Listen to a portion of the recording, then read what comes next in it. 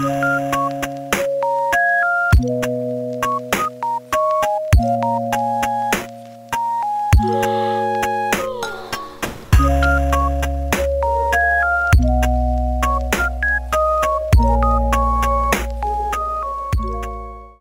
ajaran beliau itu terserap sepenuhnya kepada mahasiswa. Nah, inilah yang sering saya katakan kepada beberapa yang saya kenal, kita ke depannya akan berhadapan, ya, bukan lagi Arianisme Pak Stanley, tetapi Erastusianisme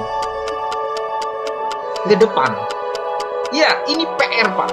Kenapa? Karena dia melahirkan dalam tanda kutip teolog-teolog mereka sendiri. Kita PR ke depan semakin besar Pak, karena seluruh ajaran-ajaran beliau itu akan diserap mahasiswanya di sana.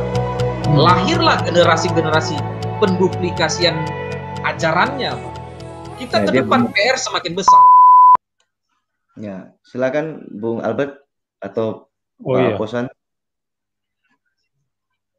Lanjut. Mungkin Pak Nathan bisa tanggapi mungkin sebagai seorang ketua STT. Kalau ini kan Pak Jose TU bermasalah Pak Jose TU dengan Pak Heru Sardono bermasalah dalam hal doktrin yang mendasar sekali nih. Kristologi Allah Tritunggalnya kacau balau mereka. Nah, sekarang posisi mereka ini Pak berada di dalam posisi yang strategi sebetulnya. Mereka Pak Erasus sebagai ketua STT Ekumene. Tentu saja banyak sekali mahasiswa yang berada di bawahnya dia. Nah, bagaimana pengajarannya itu, prinsip yang dia pegang saat ini dalam hal Kristologi Allah Tritunggal itu, apakah bisa mempengaruhi seluruh mahasiswa yang di bawahnya dia itu, dia sebagai ketua. Lalu yang kedua, dia ini sekarang posisi sebagai ketua BMPT KKI itu. Nah, saya tidak paham ini organisasi apa nih Pak, saya belum terlalu paham itu. Apakah itu juga bisa mengintervensi STT di Indonesia, sehingga mungkin bisa dipengaruhi secara doktrinal STT itu di bawah BMPT KKI atau bagaimana Pak? Mungkin Pak Nathan bisa jawab. Ya, terima kasih Pak Albert. Jadi begini Pak, di dunia teologi, di institusi teologi itu ada sebenarnya beberapa organisasi. Yang pertama adalah Persetia. Nah, yang paling tua ini Persetia. Persetia ini adalah persekutuan sekolah teologi di mana STT, aliran STT Jakarta, HKBP, dan lain-lain itu ada di dalamnya. Ini yang paling tua. Kemudian yang kedua lahir PASTI, Persekutuan Antar Sekolah Teologi Injili. Nah, ini yang dipelopori oleh Pak Kris Marantika. Nah, ini Injili, Pak. Nah, di sini kita masuk juga, saya masuk, tapi di Persetia kami belum masuk. Nah, berikutnya lahir juga yang disebut dengan PDPTKI. Nah, PDPTKI ini dulu ketuanya STT Muria ini pemimpinnya, ya. Nah, Pak Stanley tahu. Nah, PDPTKI ini merangkul semuanya, ya, semua dirangkul. Nah, yang keempat lahirlah BMPTKI. Nah, saya memperhatikan di Indonesia hampir setiap dirjen di Mas Kristen itu membuat persekutuan sendiri, organisasi sendiri. Nah, kalau kita lihat Persetia itu didirikan kalau nggak salah Pak ini yang dirjen orang Ambon itu, saya lupa namanya, maaf ya, dirjen Kristen orang Ambon. Nah, kemudian pasti itu waktu pada zaman kalau nggak salah pada zaman Pak Siahaan kalau nggak salah. Nah, kemudian PDPTKI ini pada zaman Ibu Odita. Kemudian BMPTKI ini sekarang ini zaman Pak ini, Pak siapa? Pak yang sekarang Pak Dimas Kristen. Enggak, Pak. Dimas Kristen kita, Pak ini, Pak Thomas Venturi. Nah, saya perhatikan begini. Jadi ada banyak sekali organisasi sekolah teologi begitu. Nah, termasuklah sekarang BMPTKI itu adalah didirikan oleh sebenarnya beberapa orang, termasuk Pak Josoteu, dan kemudian mendekati Pak Thomas Venturi, dan kemudian sebenarnya Pak Erastus masuk kemudian.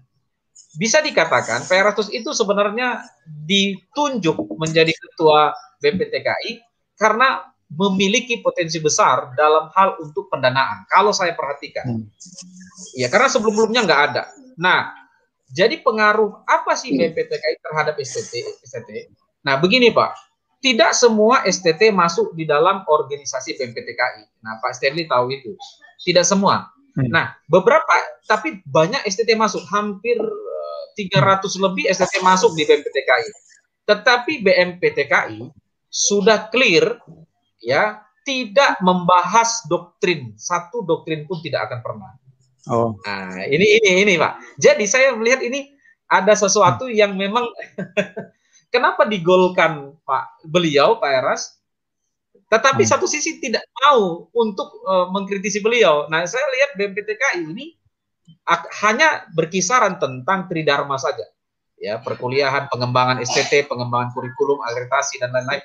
Itu saja. Tapi memang ada baiknya.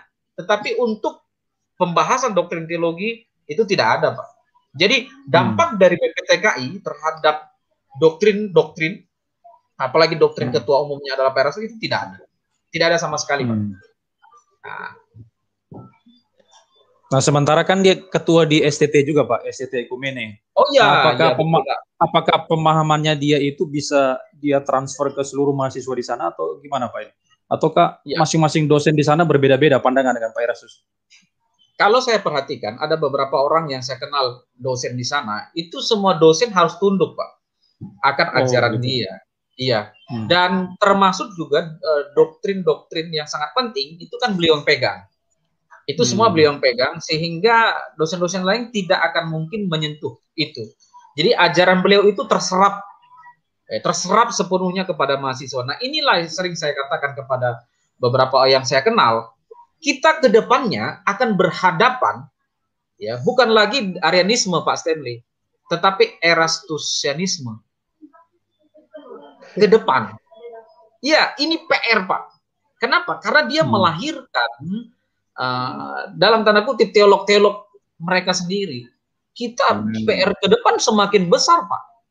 Karena seluruh ajaran-ajaran beliau itu akan diserap mahasiswanya di sana. Lahirlah generasi-generasi penduplikasian ajarannya, Pak. Kita ke depan PR semakin besar.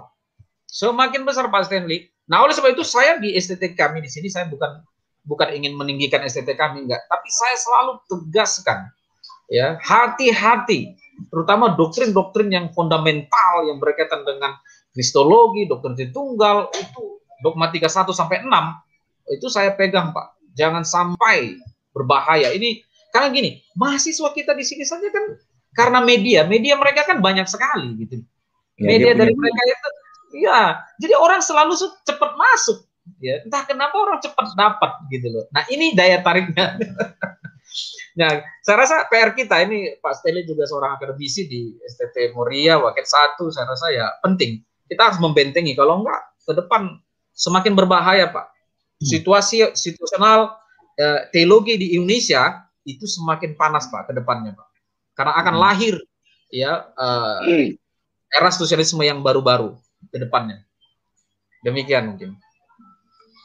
Ya, ini ada pertanyaan dari hambanya AM Lilis. Nah, ini silakan Bung Albert, silakan. Spesialis YOSUTEU ya, Bung Albert. ini kalau bukan lagi di depan ya, kalau bicara lagi sudah pakar memang ya. Silakan. Kalau misiologi mungkin Pak Haposan ini yang spesialis misiologi. Coba Pak Haposan, silakan.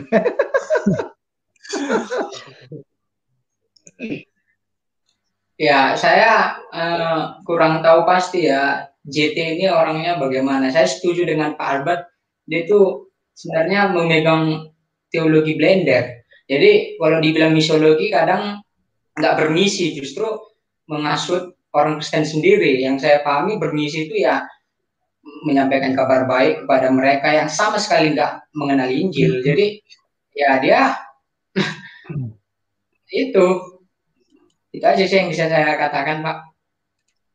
Iya, misiologi itu kan terkait dengan pekabaran Injil, Pak, ya, misiologi itu. Ya. Nah, sekarang pertanyaannya, Injil yang seperti apa yang mau dikabarkan oleh YOSUTEU itu? Kalau dia mengatakan Yesus bukan adalah anak yang Allah yang kekal, lalu Yesus dicipta. Nah, itu yang dia mau beritakan sama orang-orang. Injil seperti itu yang mau beritakan. Itu bukan Injil namanya. Tapi itu bukan kabar baik, evangelion, kabar baik. Injil itu kan kabar baik, kabar sukacita daripada Allah kepada umatnya. Nah, kalau dia bilang anak Allah tidak kekal, Yesus dicipta, itu bukan kabar baik, tapi kabar buruk bagi orang-orang. Nah, kita tidak usah dengar Joshua Teu lah. Tidak usah dengar omongannya dia. Itu dia tidak menyampaikan Injil sana. Tidak ada misi yang dia terapkan, yang dia berikan kepada orang-orang di sana. Tapi kabar buruk yang akan menjerumuskan orang-orang yang percaya omongannya Joshua Teu ke dalam neraka yang kekal. Jadi tidak usah kita dengar omongannya dia itu.